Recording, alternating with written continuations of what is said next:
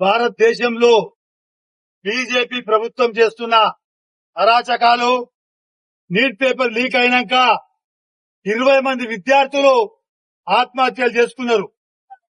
Congress party demand చేసింది విద్యాశాఖ మంత్రి ధర్మేంద్ర ప్రధాన్ గారిని రాజీనామా చేయాలని చెప్పి. ఎన్ని ధర్నాలు చేసినా బీజేపీ ప్రభుత్వానికి నిమ్మకు నీరెత్తనట్టుంది. మరి 20 మంది విద్యార్థులు చనిపోయారు.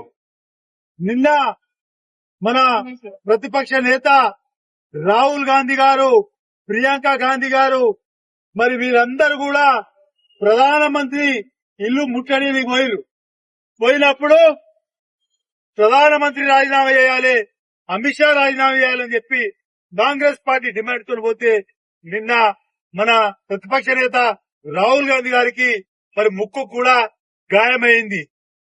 భారతీయ జనతా పార్టీ మరి ఈ యొక్క దేశంలో చేస్తున్న అరాచకాలకు మరి కాంగ్రెస్ పార్టీ తరఫున మరి డిమాండ్ చేస్తూ మరి వారికి రాజీనామా చేయాలని చెప్పి మరి మన రాహుల్ గాంధీ గారు ఇంటి ముంగర ధర్నా చేస్తే మరి వారు చేసిన ఢిల్లీ పోలీసులు ఏ రకంగా చేసిరో మరి దేశమంతా కూడా చూసింది.